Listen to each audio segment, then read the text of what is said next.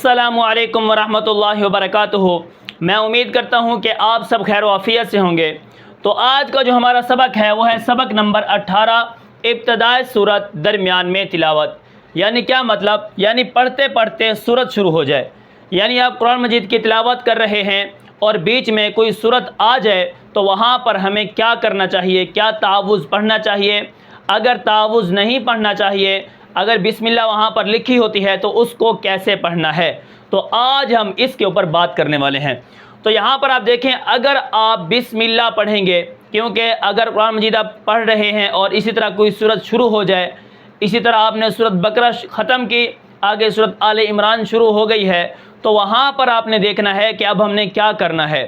کیا بسم اللہ پڑھنی ہے، آگے والی سورت کے ساتھ ملا کے پڑھنی ہے، یا پچھلی والی سورت کے ساتھ ملا کر پڑھنی ہے؟ تو آج ہم ان چیزوں کو جانیں گے۔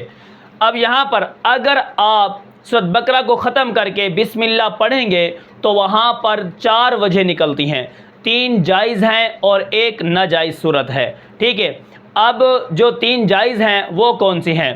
نمبر 1، اب یہ جو 3 وجہ ہیں جو جائز ہیں اس میں سے سب سے پہلے کون سی ہے؟ نمبر 1، فصل کل، یعنی سب کو کاٹ کر پڑھنا۔ مثال کے طور پر آپ نے کیا کیا ہے؟ فانصرنا علی القوم الکافرین، اس کو کاٹ دیا۔ بسم اللہ الرحمن الرحیم، اس کو کاٹ دیا۔ الف لام میم اللہ لا الہ الا هو الحی القیوم۔ تو یہ فصل کل ہے، یعنی سب کو کاٹ کر پڑھنا۔ یہ جعفری کے نزدیک اولا ہے۔ ٹھیک ہے، اس کے بعد نمبر 2 کون سی ہے؟ وہ ہے فصل اول۔ فصل کا کیا مطلب تھا؟ کاٹ کے پڑھنا، یعنی ہم پہلے والے کو کاٹ کر پڑھیں گے اور آخر میں ملا کے پڑھیں گے۔ جیسے فانصرنا علی القوم الکافرین، یہ فصل اول ہو گیا، اس کو ہم نے پہلے والے کو کاٹ دیا۔ پھر کیا ہے؟ بسم اللہ الرحمن الرحیم، الف لام میم اللہ لا الہ الا هو الحی القیوم۔ تو آپ یہاں پر دیکھیں، فصل اول وصل ثانی، میں نے پچھلی سورت کو کاٹ کے پڑھا، آگے والی بسم اللہ کو اور سورت کو ملا کے پڑھا۔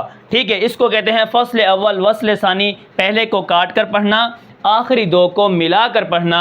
یہ مکی کے ہاں کیا ہے؟ اولا ہے، کہ ہم پہلے والی سورت کو کاٹ دیں گے اور جو بسم اللہ اگلی سورت کا جز ہے اس کو اس کے ساتھ ہم نے ملا کے پڑھنا ہے۔ ٹھیک ہے، آپ کو یہ سمجھ آ گئی۔ اس کے بعد نمبر 3، جو تیسری وجہ جائز ہے وہ کون سی ہے؟ وصل کل، یعنی سب کو ملا کر پڑھنا۔ فانصرنا علی القوم الکافرین، بسم اللہ الرحمن الرحیم، الف لام میم اللہ لا الہ الا هو الحی القیوم۔ یہاں پر میں نے بیچ میں کوئی بھی سانس نہیں نکالا، وصل یعنی ملا کے پڑھا ہے سب کو، یہ وصل کل ہے، یعنی سب کو ملا کے پڑھنا۔ ٹھیک ہے، اب اس کے بعد جو 1 وجہ ناجائز ہے وہ کون سی ہے؟ تو یہاں پر میں نے ابھی آپ کو بتایا ہے کہ 3 وجہ جائز ہیں جو میں نے آپ کو ابھی بتائی ہیں، اور 1 وجہ جو ہے وہ ناجائز ہے، وہ کون سی ہے؟ تو چلیے اب اس کو دیکھتے ہیں۔ اب یہاں پر دیکھیں، نمبر 4 پر ہے وصل اول، یعنی پہلے 2 کو ملا کے پڑھیں گے، آخری کو کاٹ کر پڑھیں گے۔ یہ ناجائز ہے، کیسے؟ فانصرنا علی القوم الکافرین، بسم اللہ الرحمن الرحیم، توڑ دیا۔ الف لام میم اللہ لا الہ الا هو الحی القیوم۔ اب یہاں پر یہ شبہ ہوتا ہے کہ یہ وجہ ناجائز کیوں ہے؟ ٹھیک ہے، اس کو ناجائز کیوں قرار دیا؟